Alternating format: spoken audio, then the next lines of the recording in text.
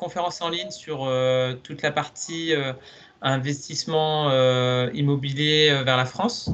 Donc, on sait que c'est un processus qui n'est pas forcément évident à gérer, que ce soit depuis l'Australie, Hong Kong, d'autres parties d'Asie-Pacifique, parce que l'investissement immobilier, c'est toujours un processus qui peut être à la fois long et complexe. Donc, du coup, aujourd'hui, on va pouvoir bénéficier de Marjorie Michaud et Benjamin Champon qui travaillent tous les deux pour Crédit Expat et qui vont pouvoir nous éclairer un petit peu sur des retours d'expérience sur toute la partie investissement immobilier à distance, que ce soit en tant qu'expat ou en tant qu'autre statut. Donc du coup, avant de commencer la session, je vous laisse vous présenter tous les deux, Marjorie et Benjamin. Oui, bien sûr. Merci beaucoup, Joanne, pour cette introduction et puis pour nous avoir conviés à ce webinaire. Mon nom est Marjorie Michaud, ça tu l'as déjà dit. Je travaille pour un groupe qui s'appelle Crédit Expert. Donc ça, c'est le nom du groupe donc, qui existe depuis maintenant 14 ans. Et on a créé une spécialisation, une ligne de service vraiment spécifique aux expatriés, aux non-résidents, il y a de ça 5 ans. Donc ça concorde avec mon arrivée à Hong Kong il y a 5 ans, où on a créé également un bureau de représentation donc en Asie pour pouvoir justement avoir ce lien de proximité avec les personnes qui sont résidentes hors de France et spécifiquement sur la partie Asie-Pacifique. Et je suis accompagnée donc, pour cette session d'information de mon collègue Benjamin Crampon qui est à l'autre bout du monde. Je te laisse en discuter, Benjamin. Exactement. Donc bonjour à tous. Et donc, alors je m'appelle Benjamin Crampon et non Benjamin Champon. Et c'est pas grave, je t'en prie, Joanne. Et donc je te remercie, Joanne, pour cette invitation qui effectivement va nous permettre de détailler un petit peu les différents cas de figure et ce qui est scruté à la loupe lorsqu'on est, on est expatrié ou non résident et qu'on vous souhaite donc faire des financements via des banques françaises.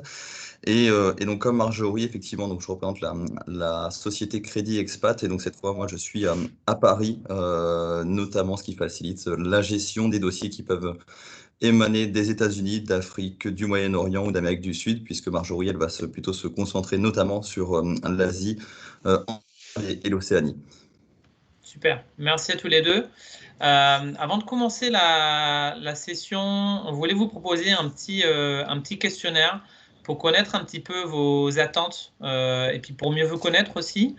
Est-ce que vous pouvez vous connecter sur l'application Klaxoon? Vous pouvez y accéder soit depuis Internet, soit depuis votre téléphone. Donc c'est ce lien-là. Je vais je vais vous le remettre en copier-coller sur le chat.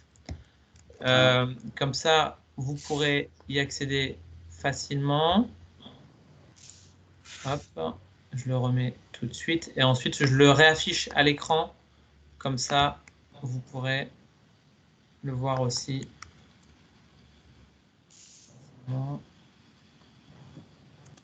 Voilà.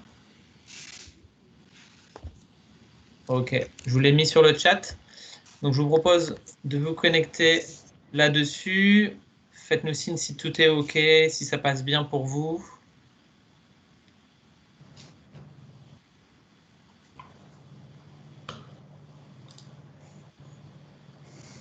Donc, c'est bien pour l'instant, on a à peu près 18 participants connectés. Donc, ça nous permettra aussi de voir un petit peu au niveau échantillon ce que vous représentez en termes de statut. Est-ce que tout le monde y arrive à y accéder pour l'instant?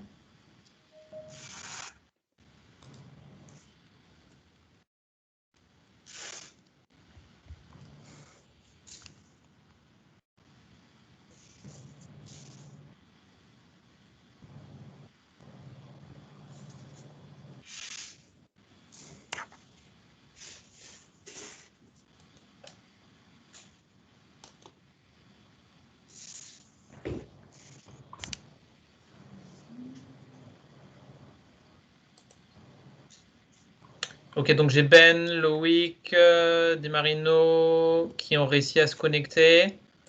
Vous me confirmez qu'il y a la première question qui s'affiche?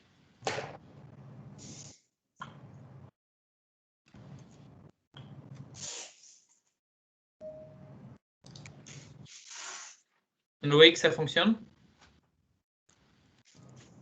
Ouais, super, merci. Ok, impeccable. Donc, je vais juste vous l'afficher à l'écran du coup.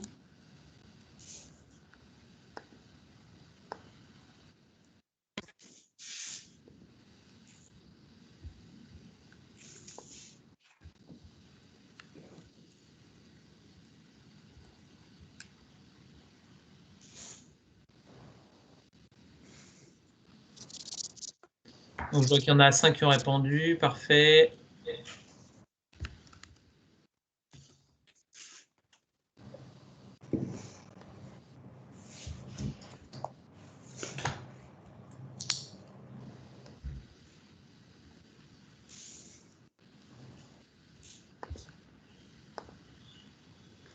Donc, quel est votre statut? Ok, super. Donc, je mets stop. Donc, parmi ceux qui ont répondu, on a 100% de personnes qui sont en contrat local permanent, personnes qui ont CDD, personnes qui ont contrat expat, personnes qui ont contrat étudiant et personnes qui sont auto-entrepreneur. Super. Question suivante, est-ce que vous avez déjà investi dans de l'immobilier? Donc normalement, vous avez plusieurs réponses. Oui en Australie, oui en France, pas du tout, ou oui ailleurs. Je vous laisse répondre à la question.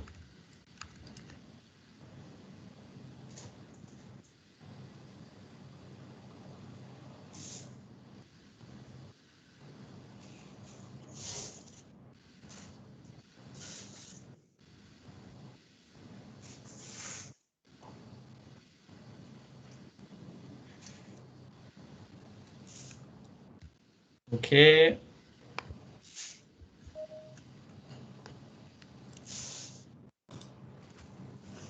Connecté. Clément. Oui. Bienvenue Clément. Merci. Donc, je suis sur 2 calls à la fois. Pas de souci. Bienvenue Justine. Ok, alors au niveau investissement, personne investit en Australie sur ce call. 33% des personnes ont déjà investi en France, ailleurs non, et 67% n'ont pas encore investi. Très bien. Et dernière question, vos attentes aujourd'hui? Donc par rapport à tout ce qui est conseils, informations générales, etc. Je laisse un peu de temps pour répondre.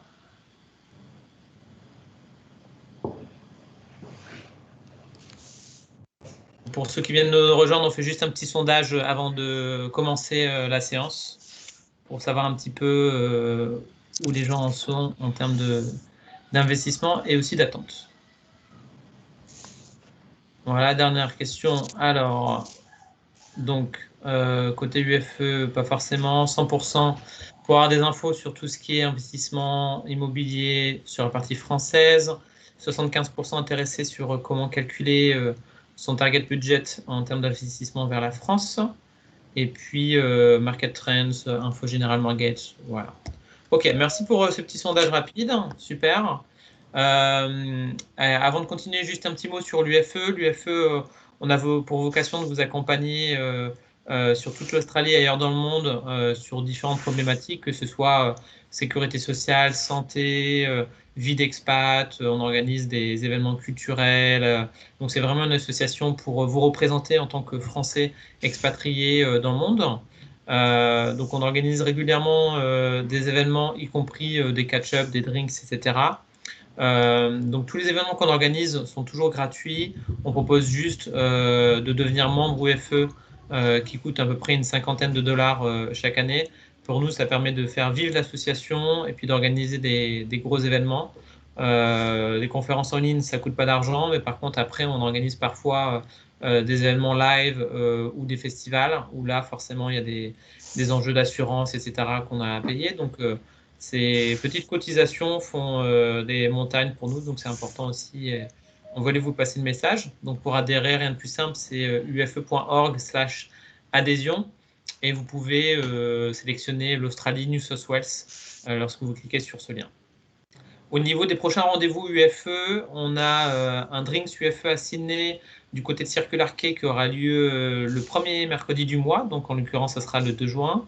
On a une conférence sur la partie éducation qui aura lieu mi-juin. Donc, on va vous détailler un petit peu comment ça fonctionne en termes de cursus quand on est étudiant français en Australie.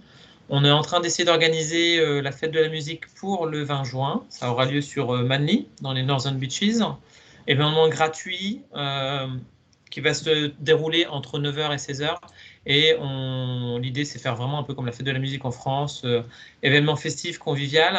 Et on recherche toujours des musiciens. Donc, n'hésitez pas à passer le mot et à nous contacter soit via Facebook, soit sur ufe.sydney@gmail.com. Et puis, on est en train aussi d'organiser un rassemblement autour du match de rugby Australie-France qui aura lieu début juillet en Australie. Il y aura une étape à Sydney et ensuite ils iront jouer à Melbourne et à Brisbane. Donc voilà un petit peu pour l'actualité. Et maintenant, je vais vous passer la main, Marjorie et Benjamin. Ok, donc actualité chargée à Sydney, à ce que je vois. Oui. Et donc également aujourd'hui, alors je vais essayer de vous partager mon écran. Ça arrive. Voilà, la présentation. Alors. Parfait, ça fonctionne, on voit. Ok, super. Être en ton écran et c'est tout bon, impeccable. Parfait, merci beaucoup Joanne.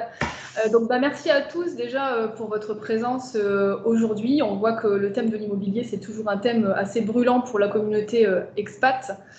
Donc le thème du jour, comme vous l'avez compris, c'est le prêt immobilier aux non-résidents.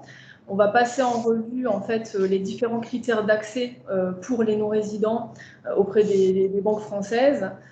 Et puis, étant donné que déjà, ce qu'on a vu à travers le questionnaire, c'est qu'il y a une grande majorité d'entre vous qui seraient primo-accédants, donc qui s'intéressent en premier lieu à un premier investissement immobilier.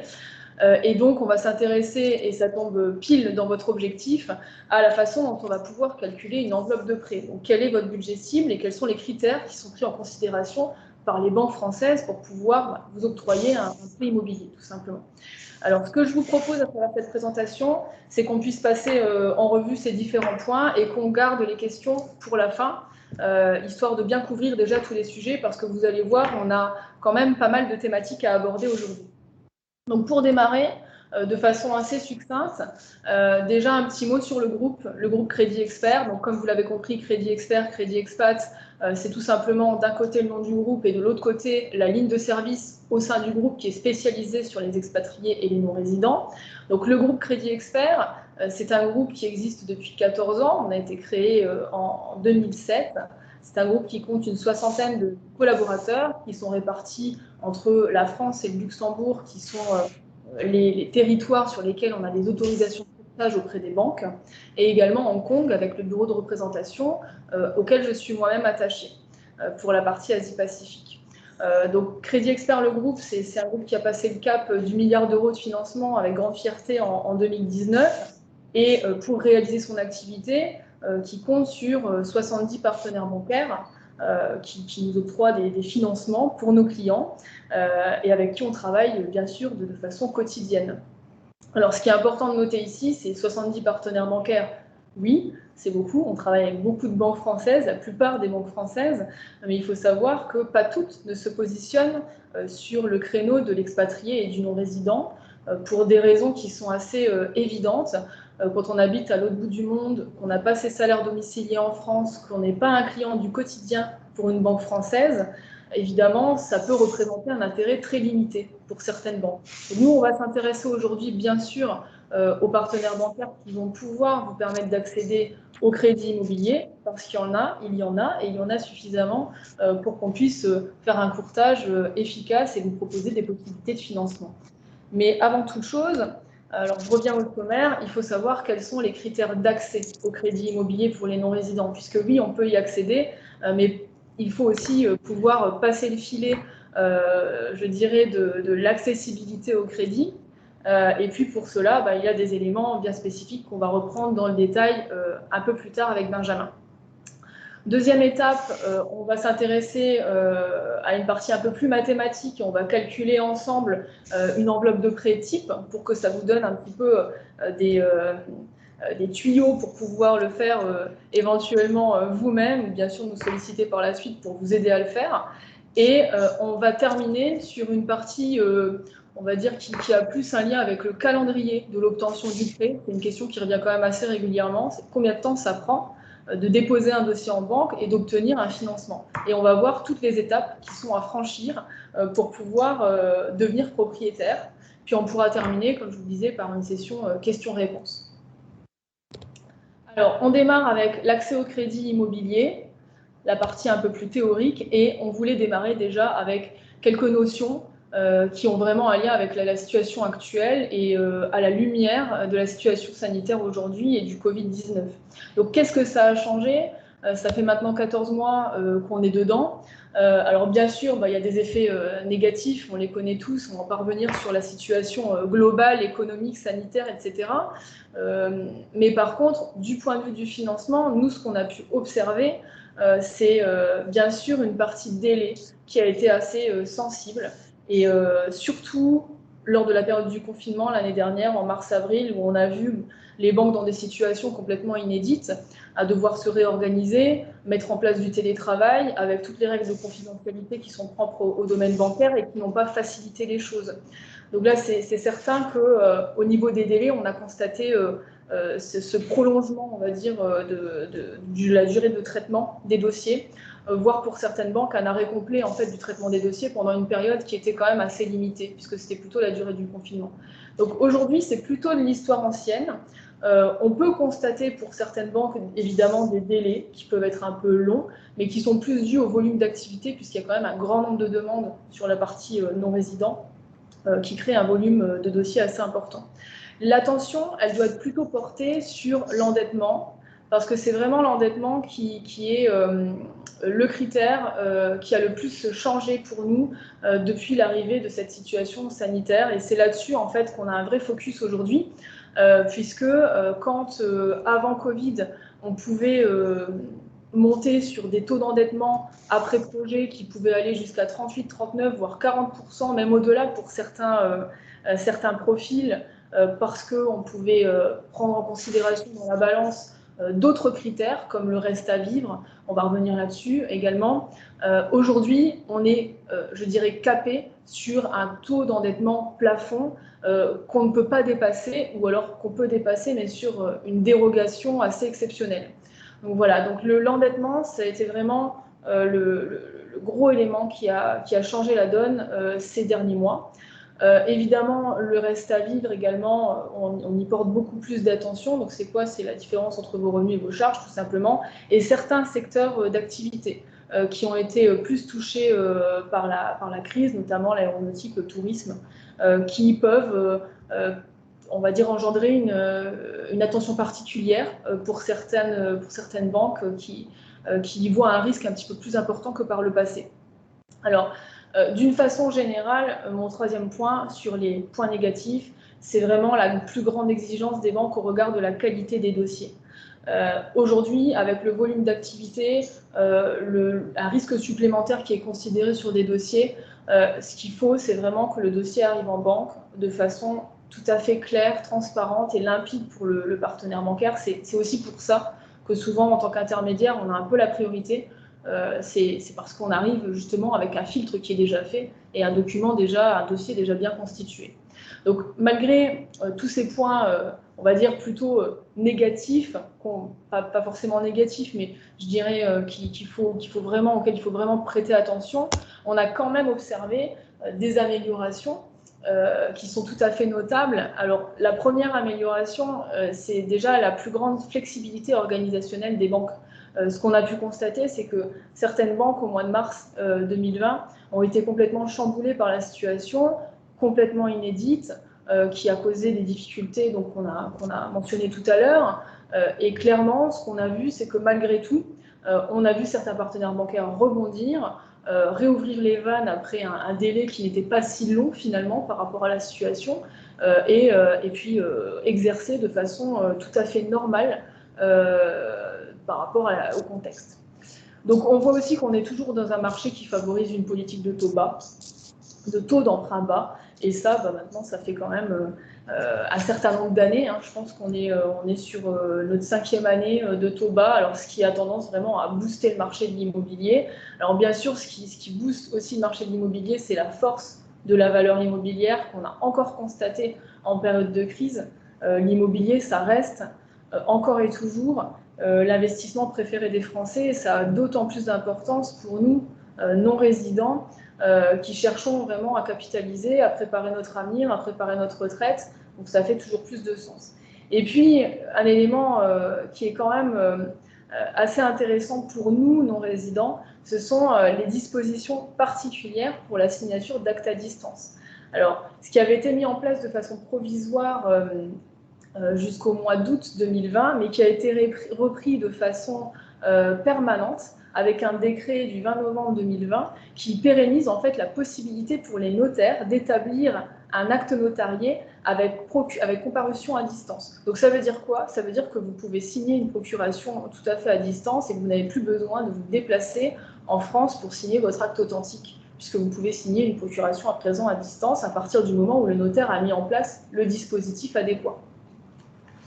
Donc voilà, je laisse la parole à présent à Benjamin pour la partie relative aux critères d'accès au crédit immobilier et pour aller dans le détail de tous ces critères-là.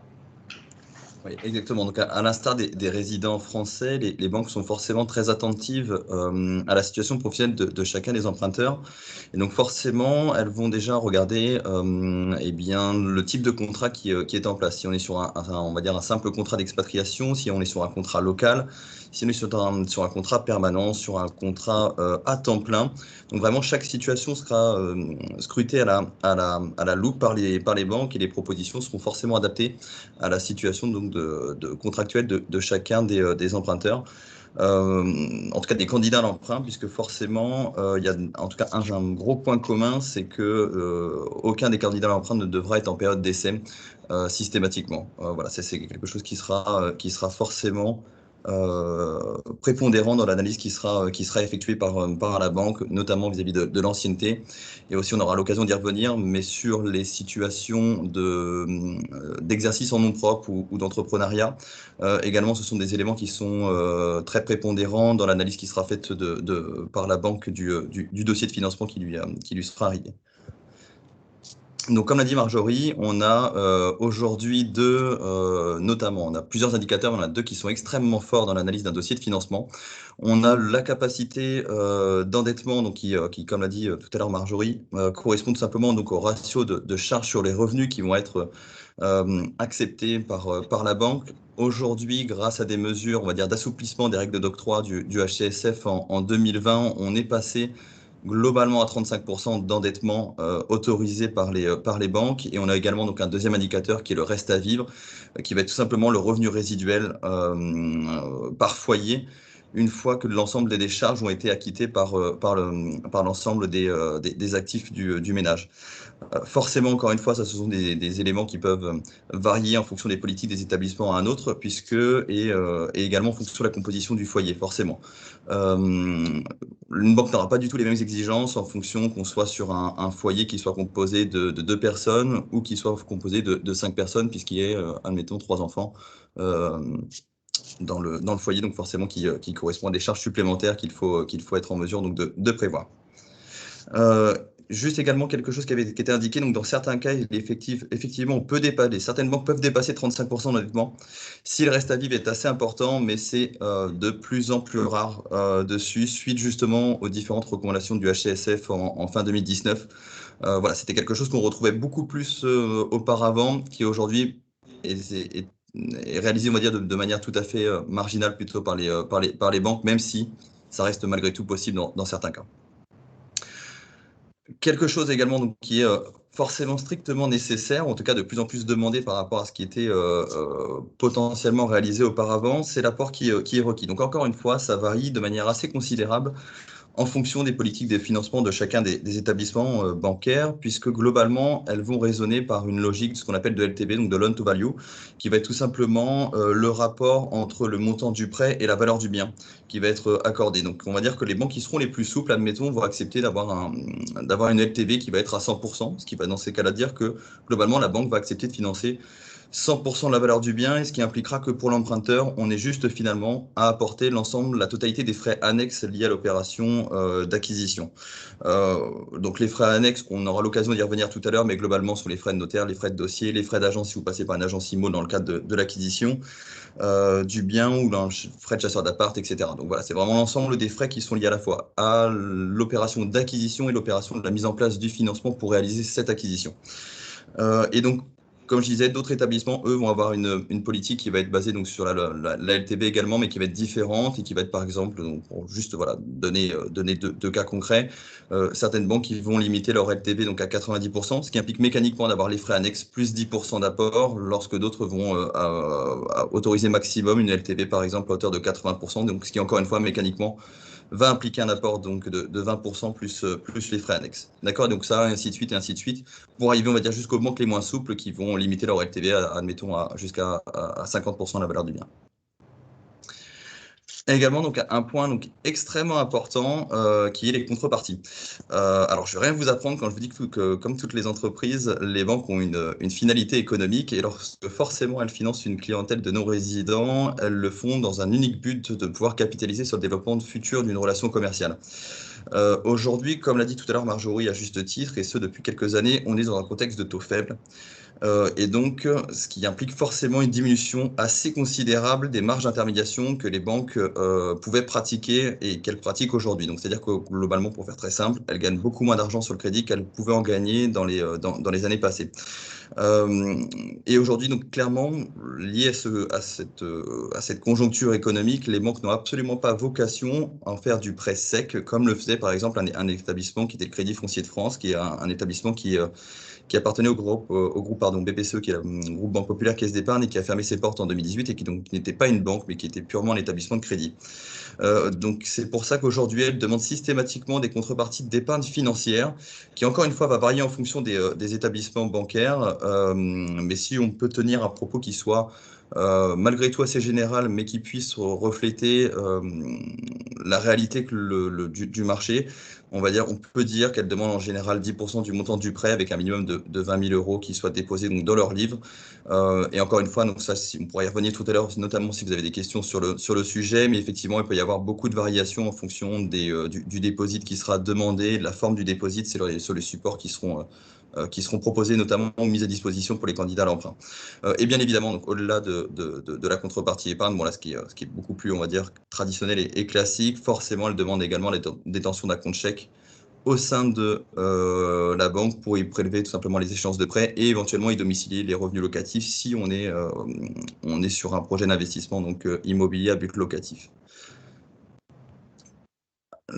Légalement, donc l'assurance de prêt, forcément, en fait, encore une fois, à l'instar des résidents fiscaux français, lorsqu'un prêt est accordé, une assurance de prêt est obligatoire.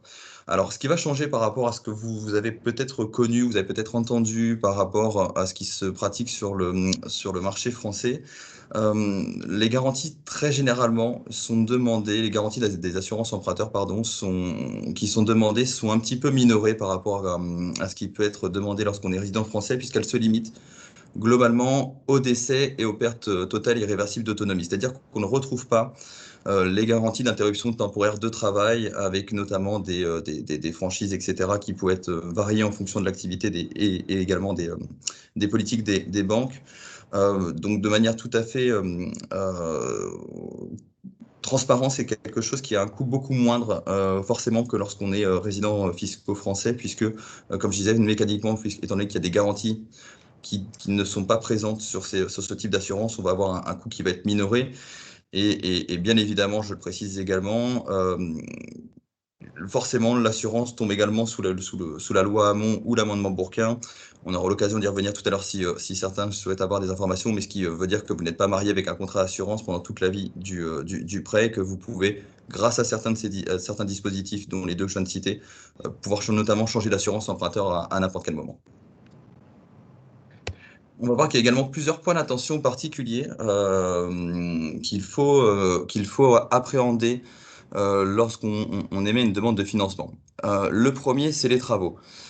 La majorité des banques financent les travaux. je dis bien la majorité, puisque toutes ont encore certaines limites et en tout cas n'interviennent pas forcément sur les travaux. Mais par contre, en revanche, c'est quelque chose qui va être systématique, c'est les banques qui acceptent de financer les travaux le font à partir du moment où on est sur un montant que j'ai l'habitude de dire qu'il va être cohérent par rapport à la valeur du bien. C'est-à-dire que globalement, il ne faut pas compter financer globalement à peu près 25-30% de travaux par rapport à la valeur du bien.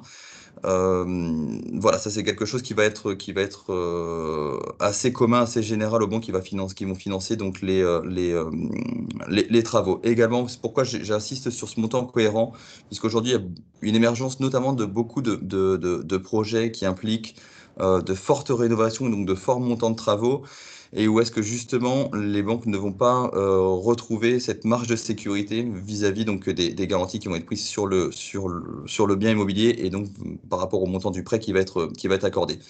Également, juste pour finir sur la partie travaux, puisque c'est quelque chose qui revient assez généralement lorsqu'on évoque ces cas de figure.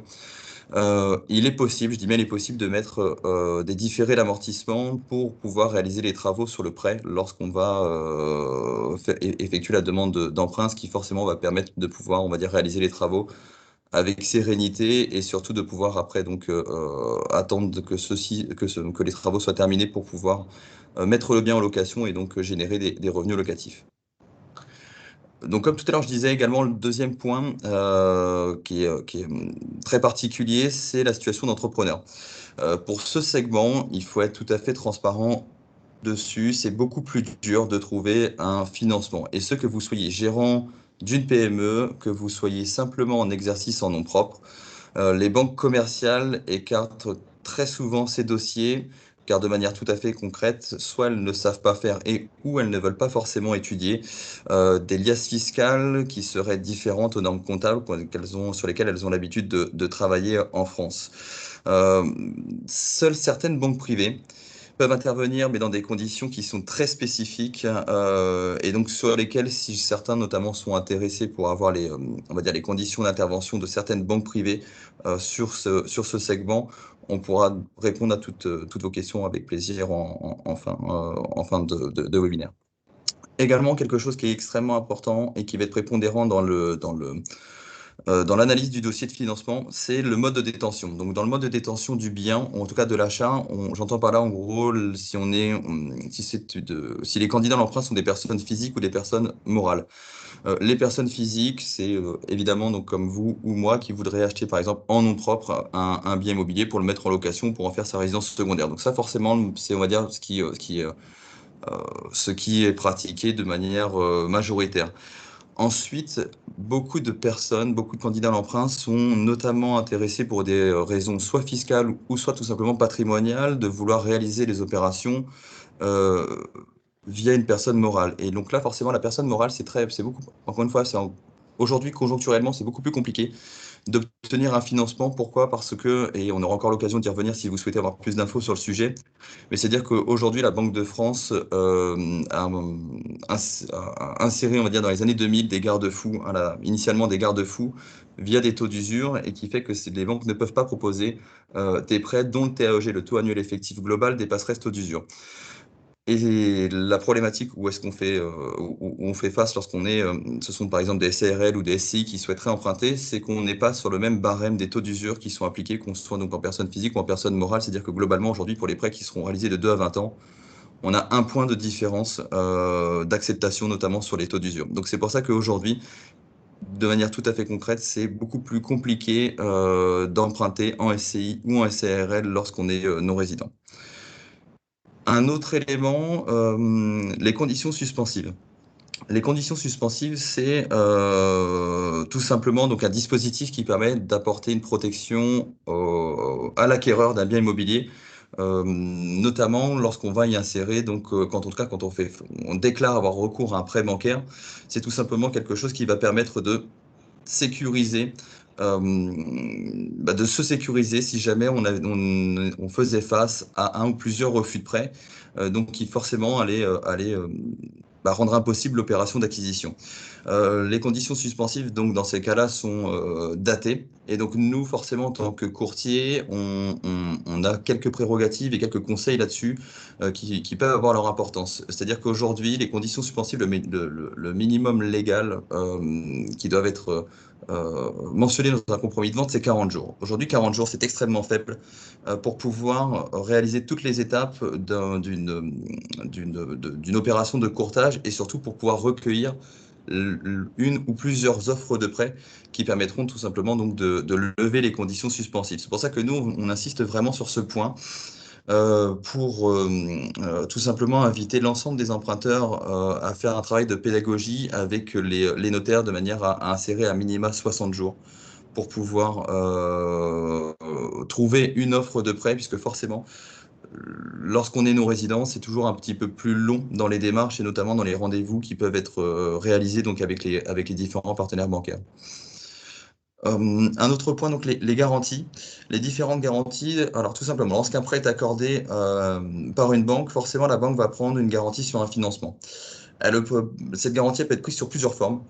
De manière assez synthétique, je vais en évoquer que trois qui sont les trois les plus utilisés, qui sont notamment tout simplement la garantie via ce qu'on appelle une PPD ou une hypothèque, donc un privilège de prêteur de deniers ou une hypothèque. Donc ça va varier tout simplement en fonction de la nature du bien, si on est sur un bien ancien ou sur un bien neuf notamment. Et donc là, ça se fait au travers d'un acte notarié, ou alors on va avoir une deuxième garantie qui est très utilisée et qui est beaucoup plus en vogue, notamment depuis une quinzaine d'années, qui est tout simplement l'intervention des sociétés de caution, dont les plus connues sont par exemple le Crédit Logement, la SACEF, le CMH ou la CAMCA, et qui sont donc des sociétés de caution qui sont propres à chacun des groupes bancaires. Et également, la troisième garantie, c'est également donc, le nantissement d'actifs financiers, où est-ce que là, tout simplement, vous allez mettre des capitaux financiers en face en collatéral du prêt qui vous est accordé. Et également, donc, le dernier point, c'est les frais donc, qui sont inhérents à une opération donc, immobilière. J'en l'ai évoqué tout à l'heure un petit peu, et Marjorie va y revenir dans les slides suivants, dans le cadre des exemples qu'elle va vous proposer dans le cadre donc, des différents calculs d'enveloppe. Et donc voilà, de manière tout à fait synthétique, c'est comme évoqué tout à l'heure, c'est l'ensemble des frais annexes qui devront donc être financés par l'apport des emprunteurs. Et je te laisse la main, Marjorie. Ok, super. Déjà, j'espère que c'est clair pour tout le monde, qu'on ne va pas trop vite. L'idée, c'est vraiment que vous ayez de toute façon la vision globale. Et puis ensuite, on reprendra des points plus en détail. N'hésitez pas déjà à poser vos questions dans le chat pour qu'on puisse reprendre les points au fur et à mesure. Donc, comme le disait Benjamin, je vais intervenir cette fois-ci sur le vif du sujet, la partie plus chiffrée qu'apparemment 2/3 d'entre vous attendaient avec impatience, sur le calcul de l'enveloppe de prêt. Alors, une petite partie d'abord théorique qui a vraiment une importance particulière dans cette présentation, ce sont les critères qui sont pris en considération. Et encore une fois, on en a parlé déjà plusieurs fois, mais on insiste, le taux d'endettement, c'est un des premiers critères qui sera vraiment étudié, analysé, pris en considération par les banques françaises, mais ce n'est pas le seul. Il y a également l'apport que vous allez injecter. Et en fait, l'un ne va pas sans l'autre, ce sont deux critères cumulatifs qui vont être pris en considération pour pouvoir déterminer votre enveloppe de prêt. Alors, le taux d'endettement, pour revenir encore une fois sur ce sujet et pouvoir justement savoir comment on le calcule, c'est ça qui nous intéresse aujourd'hui. C'est quoi? C'est la proportion de vos charges par rapport à vos revenus. Alors, quand on dit ça, ça paraît simple. Encore faut-il savoir ce qu'on met dans charge et ce qu'on met dans revenus. Alors, déjà sur la partie rentrée d'argent, on va parler de vos revenus professionnels fixes. Donc, ce qui est pris en considération, c'est le fixe net de charges sociales par l'intégralité des banques françaises. C'est souvent, en tout cas dans 99% des cas, le montant sur lequel on va se baser. Également, vos bonus peuvent être pris en considération, mais par un nombre limité de banques ou alors sur appréciation purement qualitative. Alors, quand c'est pris en considération par certaines banques, c'est souvent la moyenne des 3 dernières années, donc il faut déjà pouvoir vérifier une certaine ancienneté dans le poste avec, encore une fois, des montants perçus pendant les 3 dernières années sur lesquels on fait la moyenne et sur lesquels on applique en plus une pondération. Donc, exemple, l'un de nos partenaires bancaires va pouvoir prendre en considération ces bonus sur base de 50% de la moyenne des 3 dernières années. Donc voilà, il faut avoir ces spécificités-là, mais encore une fois, il y a certaines banques qui ne les prennent pas du tout en considération. Alors également dans la partie revenus, pour les personnes qui ont déjà un patrimoine immobilier et qui ont déjà réalisé des investissements locatifs, il y a également les revenus fonciers, donc les loyers que vous percevez, que vous encaissez sur les biens dont vous êtes déjà propriétaire. Et là, encore une fois, d'une façon générale, c'est 70 à 80% de vos revenus fonciers qui sont pris en compte dans la balance de vos revenus. Alors ensuite, du côté des charges, d'une façon générale, si vous êtes locataire de votre résidence dans le pays dans lequel vous résidez, donc en Australie, à Singapour, à Hong Kong, en Suisse, il y a le loyer à charge qui va peser dans la balance, et puis à charge également les mensualités d'emprunt que vous auriez éventuellement déjà sur soit un bien immobilier, soit un crédit personnel, soit un prêt étudiant. Donc ça, ce sont des éléments qui sont pris dans la balance. Donc tout simplement, ce taux d'endettement va être le rapport des charges qu'on vient d'énumérer sur la partie revenus qu'on vient également de préciser. Alors le deuxième élément qui est pris en considération, c'est votre rapport. Puisque pour pouvoir réaliser un projet immobilier, il faut également avoir des fonds mobilisables pour la réalisation de ce projet. Alors à travers l'apport, on peut distinguer 3 sous-parties que sont premièrement les frais annexes. Donc d'une façon générale, en principe, nos partenaires bancaires demandent à ce que les frais annexes soient financés sur fonds propres. Alors qu'est-ce qu'il y a dans les frais annexes qui ne rentrent pas du coup dans l'enveloppe de prêt et qu'il faut avoir à disposition pour le projet? Il y a donc les frais de notaire, donc qui dépendent d'un bien ancien ou d'un bien neuf, qui peuvent être variables selon le type de bien dont vous souhaitez faire l'acquisition. Les frais de garantie, donc Benjamin a repris la partie garantie tout à l'heure, et donc en fonction de la garantie qui sera prise sur le bien, il y aura les frais qui en découlent. Également les frais d'intermédiaire. Alors par intermédiaire, on entend les frais d'agence, chasseurs d'appartements, également les frais de courtage qui sont pris en considération dans cette enveloppe de frais annexes et qui sera injectée sur fonds propres, les frais de dossier banque, également des meubles. Si dans votre compromis, il est écrit qu'il y a un prix d'acquisition net vendeur de 200 000 € plus des meubles à hauteur de 5 000 €, les 5 000 € ne seront pas pris en compte dans l'enveloppe potentielle de prêt. Donc voilà pour la première partie. Ensuite, deuxième type d'apport, c'est l'apport personnel. Donc comme on l'a dit tout à l'heure, certaines banques demandent à ce qu'il y ait, donc c'est la notion de loan to value, de LTV que mentionnait tout à l'heure Benjamin. Donc c'est finalement, en fait, si vous avez un projet à 200 000 € prix d'acquisition hors frais, et que pour accéder aux conditions de la banque, elle vous demande par exemple 10% d'apport personnel, là dans ce cas, vous devrez injecter donc 20 000 € d'apport personnel plus les frais annexes. Donc après, c'est assez dépendant des banques et des conditions qu'elles vont demander pour accéder au crédit immobilier avec leur établissement. Et puis, le collatéral ou les contreparties, d'une façon plus générale. Alors, c'est vraiment le montant dont on dispose déjà sur un compte personnel et que la banque nous demande de transférer sur un compte qu'on ouvrira dans ses livres. Alors, c'est bien sûr un gage de développement d'une relation commerciale sur le long terme. Comme on l'a dit tout à l'heure en introduction, voilà, en tant que non-résident, on n'a pas forcément ses salaires domiciliés au sein de la banque, on représente moins d'intérêts globalement qu'un résident français qui est un client du quotidien qui va utiliser son compte tous les jours. Donc, quelque part, en termes de contrepartie, la banque va vous demander de transférer un certain montant pour montrer que vous souhaitez développer cette relation commerciale avec elle sur le long terme.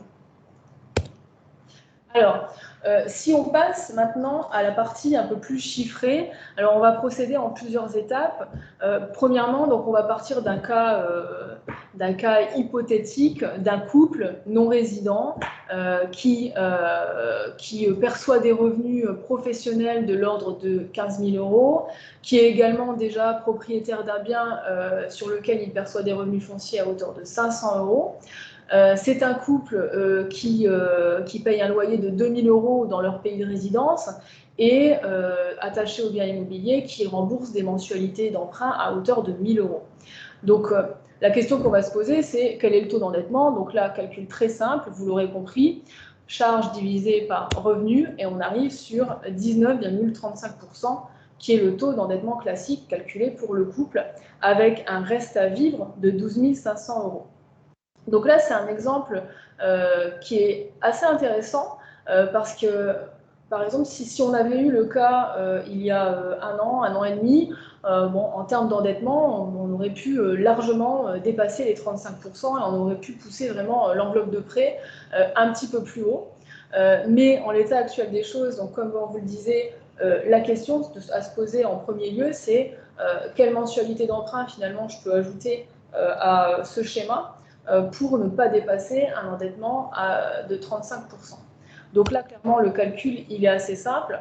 On a simplement ajouté 2 300 € aux mensualités d'emprunt pour arriver à un taux d'endettement un petit peu supérieur à 34% et s'assurer qu'on reste en dessous de la barre des 35%.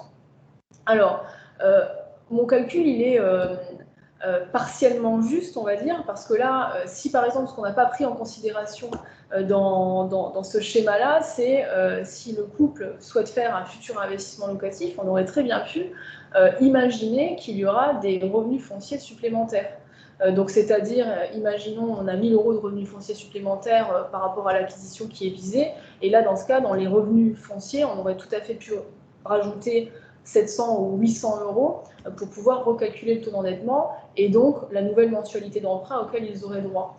Bon, par simplification, on va rester là-dessus, mais sachez en tout cas que dans le cadre d'un investissement locatif, bien sûr, les revenus locatifs futurs peuvent être pris en considération à partir du moment où ils peuvent être justifiés. Alors la justification, elle peut se faire soit en ajoutant au dossier un contrat de bail qui serait déjà en place. Donc ça, c'est l'idéal. On a clairement déjà un locataire en place, un loyer qui est perçu. Et puis, si ce n'est pas le cas, on peut tout à fait demander une attestation de valeur locative auprès d'une agence immobilière de proximité. Alors, la question ici, c'est plutôt de se dire, une mensualité de 2 300 €, c'est bien de le savoir, mais qu'est-ce que ça veut dire en termes d'enveloppe à proprement parler? Et ça, c'est mon étape numéro 2. Comment calcule-t-on l'enveloppe de prêt maximum? Donc, ce couple, avec une mensualité de 2 300 €, s'il souhaite rembourser sur une durée de 15 ans, alors on a pris un taux d'emprunt tout à fait hypothétique qui est dans les standards du marché, on arrive avec cette simulation à 378 700 €. C'est finalement l'enveloppe qui serait accordée à ce couple si on part sur une durée de 15 ans. Alors, on peut aussi s'interroger de la même façon sur une durée de 20 ans, encore une fois en prenant un taux d'emprunt tout à fait classique sur le marché pour les non-résidents, où là, on arrive bien sûr à une enveloppe plus élevée puisqu'on a 5 années supplémentaires, et là, on arriverait à une enveloppe de 481 200 €. Donc, ce qu'on peut en déduire, c'est que ce couple, dans cette situation, avec 2 300 € de mensualité supplémentaire, peut prétendre à un prêt entre 380 000 et 480 000 €, si on part sur une durée de 15 ans ou 20 ans. Alors, la différence entre les deux, c'est quoi? On pouvait me dire, pourquoi on ne part pas tout de suite sur une durée de 20 ans ou même plus? Alors déjà, d'une part, c'est que la durée est souvent limitée. Sur les partenaires bancaires qui se positionnent sur du non-résident, on est sur des durées d'emprunt souvent plafonnées à 20 ans, sachant que certaines banques limitent également le prêt à 15 ans quand il s'agit d'investissement locatif. Alors ensuite, selon votre stratégie d'investissement sur le long terme, selon le prêt, la mensualité que vous souhaitez, la durée d'emprunt que vous imaginez également, plein d'éléments en fait qui ont vraiment un lien avec votre situation personnelle, on va pouvoir vous orienter sur le schéma qui vous correspondra le mieux. Alors, ensuite, ce qu'il faut savoir, c'est que maintenant on a l'enveloppe maximum, c'est plutôt quel est le montant que j'ai besoin d'avoir à disposition pour réaliser concrètement mon projet immobilier. Alors, on aurait très bien pu se dire, alors partons d'un montant de 380 000 ou 480 000 € d'emprunt, ou alors plutôt partons d'une enveloppe que j'ai à disposition, par exemple 100 000 €, et à combien j'ai droit au maximum. Alors, la question, je l'ai plutôt inversée dans cette partie-là. Et je suis plutôt partie en fait, d'une simulation avec une hypothèse d'un projet immobilier à 250 000 euros. Pourquoi? Parce que vous allez voir, selon le scénario qu'on va prendre en considération, on va avoir deux scénarios qui reviennent assez régulièrement au niveau des banques. On va avoir un apport qui sera demandé, qui sera assez différent, assez changeant. Donc là, on est sur 250 000 euros, donc on pourrait très bien imaginer un financement à 100% pour ce couple, puisque pour aller, ils peuvent très bien aller jusqu'à 381 000 euros sur 15 ans ou 480 000 euros sur 20 ans, donc on peut tout à fait aller sur 250 000 euros, qui peut le plus, peut le moins. Et donc, schéma numéro 1, calculons ensemble les trois types d'apports pour savoir quelle est la somme que je dois avoir à disposition. Donc on a les frais annexes, l'apport personnel et le collatéral. Donc les frais annexes, on peut les reprendre dans le détail pour voir un petit peu ce qui a été pris pour hypothèse. Donc frais de notaire, frais de garantie. Alors si on part du principe qu'il s'agit d'un bien ancien, donc existant, on est sur des frais de notaire qui sont estimés à 7,5%, et des frais de garantie en général qui vont tourner autour de 1%. Alors c'est une estimation qui est affinée en fonction de la garantie sur laquelle la banque va se positionner. Donc on va être sur 21 250 euros à ce niveau-là. Alors frais d'agence meubles, on les a mentionnés, on les a mis à zéro, mais simplement juste pour ne pas les oublier. Dans notre hypothèse, on n'a pas de frais d'agence, on n'a pas de meubles. Frais de courtage, alors j'ai pris tout simplement nos frais à nous. On est sur 1% du montant emprunté qui sont vraiment nos frais d'accompagnement du moment où on constitue le dossier jusqu'au moment où vous devenez réellement propriétaire. Donc là, on est sur 1%. Et les frais de dossier de la banque, dans ce cas-là, on est sur 500 euros. Donc déjà, au niveau des frais annexes, ce qu'on constate, c'est qu'on est sur une enveloppe de 24 250 euros. Alors, apport personnel 100%. Non, apport personnel, c'est en fait 0%, mais 100% au niveau du financement. Donc là, vous voyez que c'est 0 euros, puisque la banque, dans ce schéma-là, on va pouvoir aller sur 250 000 euros empruntés. Et donc, dans le schéma, encore une fois, qui est celui qu'on présente aujourd'hui, on va avoir un collatéral qui sera demandé de la part de la banque à hauteur de 10%.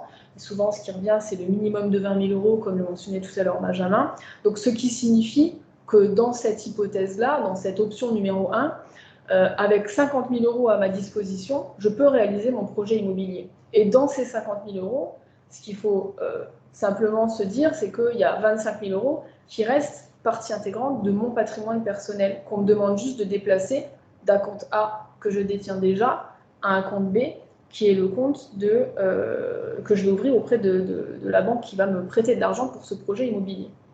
Donc finalement, le réel coût de ce projet par rapport à cette option numéro 1, c'est 24 250 euros.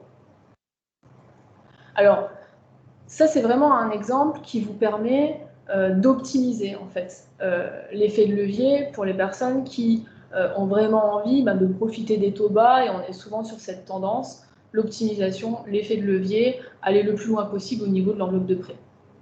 Ce qu'on peut voir également, c'est qu'il y a des autres scénarios qui sont tout aussi différents. Et donc là, par exemple, dans ce deuxième schéma, je ne vais pas avoir besoin de 50 000 euros, mais je vais avoir besoin de 74 250 euros. Alors pourquoi? Parce que ici, on est sur un partenaire bancaire qui ne va pas vous demander de collatéral, donc vous n'aurez pas d'argent à déplacer à proprement parler, mais par contre, qui va vous demander un apport personnel de 20%, donc qui va pouvoir aller sur un financement à hauteur de 80%. Donc ça, ce sont vraiment des critères, ça plaît pas, ça dépend de vos objectifs, ça dépend aussi éventuellement de la mensualité que vous souhaitez, encore une fois, de la durée du prêt, etc. Mais quelque part, c'est deux schémas complètement différents qui répondent à des objectifs complètement différents. Donc là, finalement, la seule différence qu'on a, qui est une différence tout à fait notable, c'est qu'en termes d'apport personnel, on va devoir injecter ces 50 000 euros et que là, elles ne seront plus partie intégrante de notre patrimoine personnel. Et par contre, qu'aucun collatéral nous sera demandé dans ce schéma. Donc ce qu'on ne dit pas ici, c'est qu'il y a d'autres spécificités à prendre en considération. Par exemple, la banque numéro 1 peut financer sur 15 ans maximum quand il s'agit d'un investissement locatif lorsque la banque numéro 2 peut financer sur 20 ans. Voilà, des éléments comme ça. Sur la banque numéro 1, il y a également des frais de gestion à prendre en considération puisqu'ils demandent la souscription d'un pack spécial expat quand la banque numéro 2 n'est pas exigeante par rapport à ça. Donc il y a vraiment, d'une part, ces éléments-là qui sont les éléments principaux à prendre en considération, et puis ensuite tous les à côté pour savoir, pour la suite du process, qu'est-ce qu'on va me demander exactement. Donc voilà, j'espère que c'est clair pour vous par rapport à cette partie-là, puisqu'on passe maintenant à la dernière partie de cette présentation avec les étapes de l'obtention d'un prêt immobilier. Donc je te repasse la parole, Benjamin.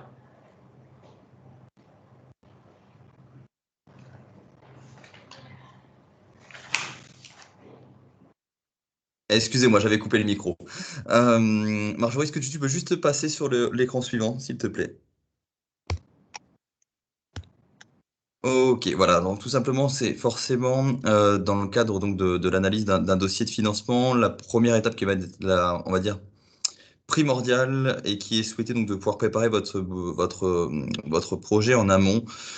C'est qu'on puisse déjà échanger sur votre projet en lui-même, sur tout simplement en fait pour pouvoir dessiner les possibilités qui vont s'offrir à vous entre ce que vous souhaitez faire et ce que vous ne souhaitez pas faire, ce que vous pouvez faire et ce que vous ne pouvez pas faire, hein. Et donc c'est pour ça que il est vraiment indispensable de préparer le dossier bien en amont avant que vous ayez même signé un compromis, de manière à ce qu'on puisse tout simplement valider ou pas déjà le dossier initialement et qu'on puisse vraiment identifier toutes les pistes de solutions qui pourront s'offrir à vous à terme.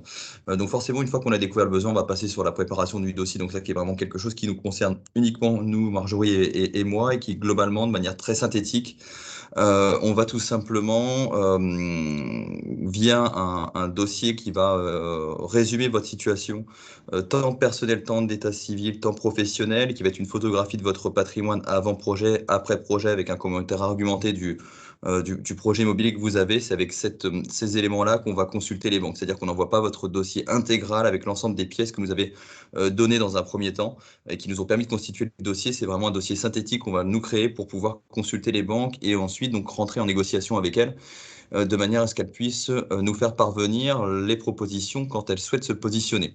Voilà, donc c'est pour ça qu'on arrive directement à cette étape 4. Une fois qu'on est à l'étape 4 et qu'on a donc recueilli l'ensemble des propositions bancaires, on fait un point tout simplement ensemble de manière à pouvoir vous expliquer quels sont les avantages et inconvénients de chacune des propositions, qu'on puisse faire le point sur la proposition dans sa globalité, c'est-à-dire comme on l'a dit tout à l'heure, en termes de montant du prêt, en termes d'apport, en termes de garantie, en termes de montant des frais de dossier, en termes de collatéral et donc de type de collatéral, puisque notamment je vois qu'il y a une question de pinching, on aura l'occasion de revenir dessus. Il y a plusieurs formes de collatéraux qui peuvent être demandés. Donc tout ça fait partie des éléments qui sont bien sûr prépondérants justement pour pouvoir analyser et apprécier une offre de prêt vis-à-vis d'une autre. Et donc tout ça, forcément, on le fait ensemble. Et une fois qu'on a donc choisi la banque, on va prendre contact avec le conseiller bancaire de manière à organiser tout simplement un rendez-vous. Donc une fois que la prise de contact est effectuée, le conseiller bancaire donc, va forcément organiser un rendez-vous de manière à établir les formalités de l'assurance emprunteur, mais également de tout ce qui va être ouverture de compte, forcément qui est strictement nécessaire à pouvoir après prélever les échéances de prêt. Donc tout ça, forcément, c'est un délai notamment potentiellement de 1 à 2 semaines. Et c'est donc un élément absolument indispensable pour pouvoir notamment éditer donc les offres de prêt. Une fois que les offres de prêt sont éditées, vous avez, et notamment lorsqu'on est dans le cas de figure que j'évoquais tout à l'heure, c'est-à-dire lorsqu'on fait une acquisition tout simplement en nom propre, en tant que personne physique, on va avoir un délai légal à respecter, qui est un délai Scrivener, qui s'appelle tout simplement le délai Scrivener, et qui est donc un délai de réflexion obligatoire qui fait que vous n'avez pas la possibilité d'accepter les offres avant un délai de 11 jours après la réception de celle-ci. Donc c'est vraiment absolument obligatoire et personnes qui voudraient s'en affranchir, malheureusement, on perdrait tout simplement un peu plus de temps, puisque ça peut arriver que ce passage-là ne soit pas bien compris, mais dans ce cas-là, la banque juge les offres caduques et doivent être réémises. Donc forcément, on peut perdre un petit peu de temps.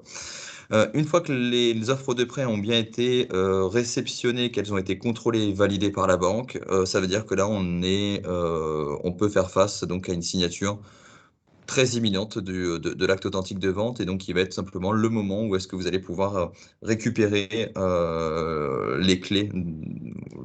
Ce sera un petit peu plus compliqué si vous êtes en Australie forcément de les récupérer, mais en tout cas vous allez pouvoir signer l'acte authentique de vente, pardon, et que vous serez réellement donc propriétaire du bien que vous avez acheté. Voilà, c'est pour ça que notamment toutes ces étapes-là, elles sont déjà relativement nombreuses. Certaines peuvent prendre un peu plus de temps plutôt que d'autres. On peut faire face à des différentes conjonctures vis-à-vis des banques qui peuvent faire qu'on peut avoir des délais notamment un peu plus longs. Et c'est pour ça que je reviens sur ce qu'on disait tout à l'heure. C'est très important, notamment pour vous, pour bien mener votre projet, de le faire surtout de manière le plus serein possible, de pouvoir prévoir des conditions suspensives d'obtention de prêt, un minima de 60 jours, vraiment pour pouvoir travailler en toute efficacité et en toute sérénité sur votre projet. Et il ne nous reste plus qu'à vous remercier donc pour votre attention. Et donc justement, on va répondre à l'ensemble des questions que vous avez, déjà celles qui ont déjà été posées. Si vous en avez d'autres, en tout cas, n'hésitez surtout pas. On va être le plus complet possible. En tout cas, c'est l'objectif. Merci beaucoup. Alors, je vais retirer le partage de mon écran. Voilà. Ça, je reprends. Ok. Très bien. Alors, je ne sais pas si...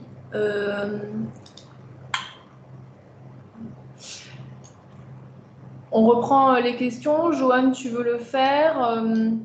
Comment tu veux procéder? Oui. Ouais. Je peux les balayer au fur et à mesure. Ouais, je vais regarder. Donc, si je reprends, je pense que je remonte un petit peu le fil. Je pense que la première qu'on avait, c'était de Manon. Je remonte. Ouais. Qui demandait est-ce qu'on avait uniquement les bonus au niveau de la pondération ou également les revenus? Alors, seulement les bonus sont une pondération ou également les revenus.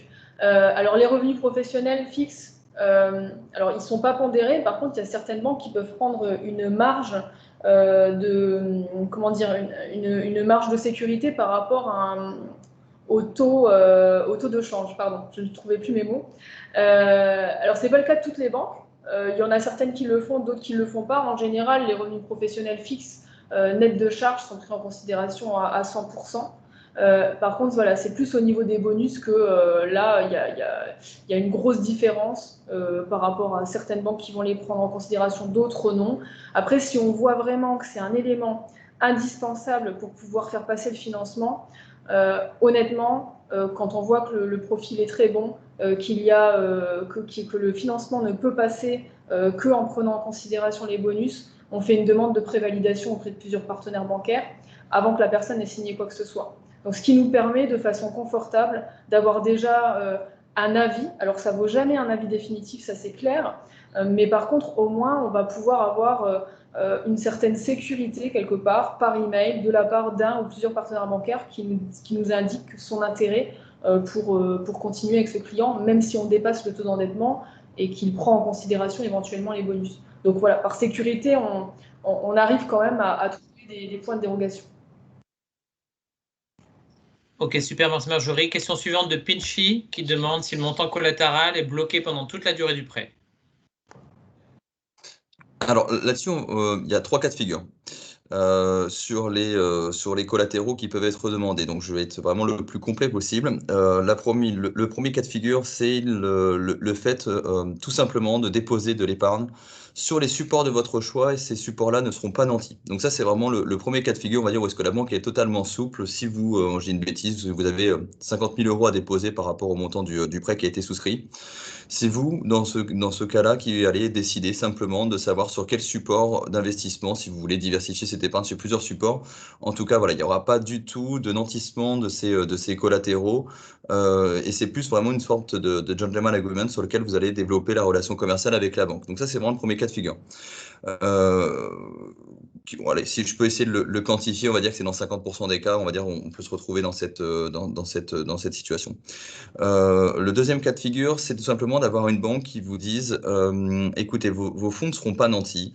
En revanche, on va vous imposer des supports d'investissement parce que nous, on souhaite capter un minimum d'épargne et surtout d'épargne financière, c'est-à-dire sur lesquelles la banque va pouvoir développer plus de PNB. Le PNB, c'est du produit net bancaire, c'est l'équivalent globalement du chiffre d'affaires pour toute activité financière. Donc dans ce cas de figure-là, en fait, tout simplement, la banque va vous dire, voilà, admettons, ces 50 000 euros devront être investis sur un compte titre et sur des fonds maison. L'argent ne sera pas nanti en revanche, vous pourrez le retirer si vous le souhaitez, mais donc là forcément c'est moi qui vous le dis, à partir du moment où vous investissez sur de l'épargne financière, vous pouvez notamment avoir des frais d'entrée et surtout faire face à des fluctuations de l'épargne, et donc forcément ça peut être un élément qui peut empêcher tout simplement de vouloir verser ce collatéral. Et donc le troisième cas de figure qui forcément on va dire sera le moins souple, c'est celui où est-ce qu'on va vous imposer le support d'investissement, pardon, qui peut être très bien sur des comptes titres, sur des contrats assurance vie ou des contrats de capi, et sur lequel l'épargne pourrait être nantie, donc c'est-à-dire bloquée en tout cas pendant une certaine durée du prêt, voire toute la durée du prêt. Donc ça, encore une fois, c'est quelque chose qui est bien défini en amont, et justement, ça fait partie, en tout cas, des éléments qui sont vraiment prépondérants dans l'analyse d'une offre vis-à-vis d'une autre. Et qui fait justement l'objet de beaucoup d'attention lorsqu'on vous fait le retour des différents partenaires bancaires, en tout cas des propositions qui font des différents partenaires bancaires, puisqu'on sait que c'est quelque chose qui est forcément et légitimement extrêmement important donc, pour tous les candidats à l'emprunt. Très bien, merci Benjamin. Pour précision, en fait, simplement, c'est une question aussi de qu'est-ce qu'on recherche à travers ce partenaire bancaire. Est-ce qu'on cherche juste à faire le prêt avec l'apport minimum et on ne veut rien mettre en plus, et voilà, ou alors est-ce qu'on veut saisir cette opportunité aussi pour peut-être aller élargir le spectre de la consultation et aussi en profiter pour faire une optimisation au niveau de son patrimoine financier. Donc est-ce qu'on cherche plutôt un partenaire qui va nous permettre d'avoir des solutions d'investissement, une gestion un peu plus dédiée, plus patrimoniale, ou est-ce qu'on s'intéresse au prêt et uniquement au prêt, auquel cas on sera vraiment au minimum de l'apport qui est demandé. Nous, ce qui est important de savoir, c'est juste qu'on se calque sur ce qu'on nous dit au départ en termes d'objectifs. Ça, c'est non, le nantissement, c'est non. OK, on va s'intéresser uniquement aux partenaires qui ne vont pas faire de nantissement. Merci d'avoir complété, Marjorie. Ensuite, on a une question d'Alexandre sur la partie co-emprunteur qui demande si on peut monter un dossier avec un membre de sa famille, mais également expatrié, mais dans un autre pays. Oui. Alors ça, c'est assez intéressant. Je m'y colle, Benjamin. Je vais vous faire une réponse qui n'est pas une réponse, mais ça dépend. Ça dépend de la situation, parce que souvent, quand on est dans ce cas de figure, on pense au montage SCI, et on a vu qu'il y avait quand même des points bloquants tout à l'heure. Après, en indivision, ça reste possible. Ça dépend où, ça dépend comment, ça dépend de la situation des deux personnes. Alors, ce qu'il faut savoir, c'est qu'on n'est pas... contrairement par rapport à une acquisition d'un couple marié, qui va être solidaire en fait et qui va avoir une solidarité entre époux, quel que soit le régime matrimonial. Là, on est dans le cadre, et même si c'est deux personnes de la même famille, de deux personnes qui vont être étudiées, dont le profil va être étudié de façon complètement séparée et distincte. Donc il faut que des deux côtés, on ait cette double analyse qui nous permette déjà d'une part de pouvoir le faire, et d'autre part que le partenaire bancaire de l'autre côté soit ouvert à ce type de profil. Et honnêtement, c'est pas systématique. Je pense que c'est vraiment sur cette question, c'est du cas par cas. Donc désolé pour mon manque de clarté, mais je pense clairement que sur ce point-là, il faut étudier les situations, et je pense qu'il faut vraiment faire des prévalidations dans ces cas-là, des demandes de prévalidation en banque. Super, c'est noté, merci. Ensuite, on a une question de Pascal qui demande s'il y a une différence pour de l'investissement en viager. alors, pardon, excuse-moi Marjorie. La seule différence qu'il va y avoir, et vous allez me dire que c'est logique, c'est simplement, en fait, les revenus qui vont être générés et qui ne peuvent pas être pris en compte, puisque forcément, il y a encore un inconnu, notamment savoir à quelle date vous récupérez, dans le cadre d'un investissement viager, la pleine propriété du bien et donc mécaniquement l'usufruit permettant la pleine propriété du bien et donc permettant d'encaisser des loyers. Donc à partir de, on ne peut pas tabler tout simplement sur des revenus locatifs attendus. En revanche, il n'y a aucune restriction particulière pour ce type d'investissement. C'est quelque chose qui se réalise assez régulièrement. Super, merci Benjamin. On a une autre question de Selma qui nous demande quel est l'impact de notre âge sur l'assurance du prêt immobilier? Je te laisse traiter, Benjamin. Ok, ça marche. Je le sais. Alors, l'impact. Alors, je vais être obligé de faire une réponse assez généraliste. Alors, forcément, en fait, le critère de l'âge va avoir un impact sur le tarif de l'assurance. En revanche, c'est pas le seul. Puisque mécaniquement, et je suis désolé pour les doyens de cette conf, mais effectivement, on représente un risque un peu plus important quand on a 60 ans que quand on en a 30, vis-à-vis, ne serait-ce que des statistiques qui sont effectuées, sur lesquelles sont basés les contrats d'assurance des différents groupes bancaires. Donc forcément, l'âge a un impact, mais c'est aussi, et malheureusement, mais encore une fois, c'est logique, surtout l'état de santé et les réponses qui vont être mentionnées au sein du questionnaire de santé qui vont permettre de déterminer un coût précis finalement de l'assurance emprunteur. En revanche, et j'insiste vraiment sur ce point, lorsqu'on est non-résident et qu'on réalise donc un investissement locatif, comme je disais tout à l'heure, c'est vraiment généralement uniquement le décès, la perte totale et irréversible d'autonomie qui est demandée en termes de garantie. Et donc, comme on est sur des garanties qui sont relativement faibles, les contrats d'assurance ne sont pas extrêmement onéreux.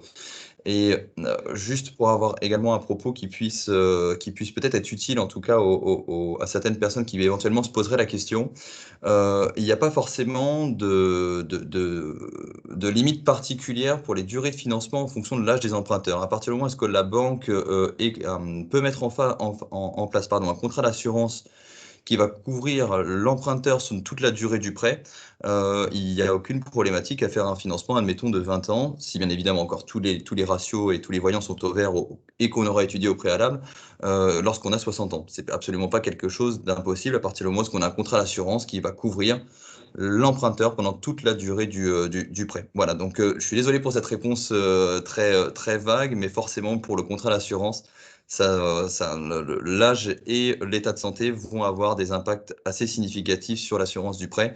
Et encore une fois, et juste pour finir là-dessus, l'assurance tombe sur la loi, forcément sur la loi française. Donc si jamais les contrats d'assurance groupe bancaire ne donnaient pas satisfaction et que vous estimiez qu'on pourrait éventuellement trouver des garanties équivalentes sur un tarif plus compétitif, il est possible de changer d'assurance à n'importe quel moment. Très bien, merci. Pour l'instant, pas d'autres questions sur le chat, mais je vois qu'il y en a certains qui sont en train de d'écrire. Voilà, parfait. Penchi qui nous demande, est-ce qu'il faut des documents français particuliers? Numéro de sécurité sociale, passeport français. Est-ce qu'un passeport français, ça suffit? Oui, alors sur les documents, bien sûr, pour constituer un dossier de prêt, il nous faut des documents. Alors, les documents d'identité, alors numéro de sécu, si vous avez encore la chance d'en avoir un, c'est bien pour vous. Mais la plupart des non-résidents n'ont plus de numéro de sécurité sociale en France. Alors, sauf si il y a la CFE, notamment la Caisse des Français de l'étranger, qui permet une continuité. Bien sûr, mais le numéro de sécurité sociale, non, ne sera pas indispensable. Ce qui est demandé d'une façon générale comme document, ce sont les documents d'identité, bien sûr les documents justificatifs de votre emploi, contrat de travail, fiche de paye, les documents justificatifs de vos charges et de votre patrimoine immobilier, donc contrat de bail que vous avez pour justifier le loyer à charge, votre justificatif de domicile. Enfin voilà, il y a une liste, on va dire, assez précise d'éléments qui vous sont demandés pour constituer le dossier. Et ces documents, il les faut à la fois en français et en anglais ou uniquement en français? Alors, l'anglais est OK parce qu'on travaille avec des partenaires bancaires qui sont capables et qui sont suffisamment matures pour travailler sur la partie non résident. Donc l'anglais est suffisant, on n'est pas obligé de demander une traduction en français. Super, merci. Pas d'autres questions pour l'instant.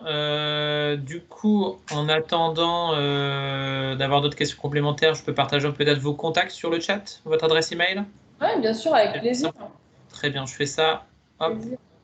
Voilà, c'est sur le chat. Alors nous, la façon dont on fonctionne en général, c'est vous avez une question, vous avez un projet immobilier qui est même pas bien défini. Clairement, vous pouvez nous contacter à n'importe quel moment, même aux prémices de votre projet immobilier. D'ailleurs, c'est souvent la situation qu'on aime privilégier, c'est-à-dire qu'on soit sur un démarrage pour pouvoir bien calibrer le projet, que vous soyez certain d'aller dans la bonne direction au niveau de l'enveloppe de prêt avant même de contacter un conseiller immobilier ou de regarder sur Internet pour trouver un bien. Déterminer votre budget, ça vous permettra d'être beaucoup plus confortable pour la suite. Nous, on a des personnes qui nous contactent et qui vont réaliser un projet 6 mois, voire 1 an plus tard, parce que ça prend du temps de trouver le bien qui correspond. Mais au moins, au moment où ils nous contactent, il suffit d'un rendez-vous pour savoir quel est le budget que vous pouvez viser.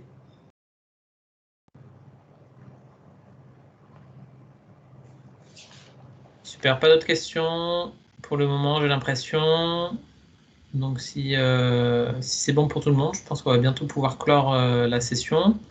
Donc vous avez les contacts de tout le monde. En tout cas, je tenais vraiment à vous remercier tous les deux, Marjorie et Benjamin, parce que je pense que clairement, vous avez fait beaucoup plus que débroussailler le terrain. Je pense que vous avez vraiment apporté des explications approfondies sur le sujet. Donc c'est un gros plus pour tout le monde, sincèrement. Et ce qu'on va faire, c'est qu'on va partager cette vidéo enregistrée avec ceux qui n'ont pas pu assister. Comme ça, n'hésitez pas aussi à en parler autour de vous. Et bien entendu, tout le monde reste disponible pour vous apporter d'autres points complémentaires. Un grand merci à toi également, Joanne, pour ton accueil et pour nous avoir conviés justement à cet événement. On espère vraiment vous avoir donné les réponses à vos questions et puis on reste disponible dans tous les cas pour tout approfondissement. Super, merci beaucoup. Ouais, tout à fait, merci beaucoup Joanne.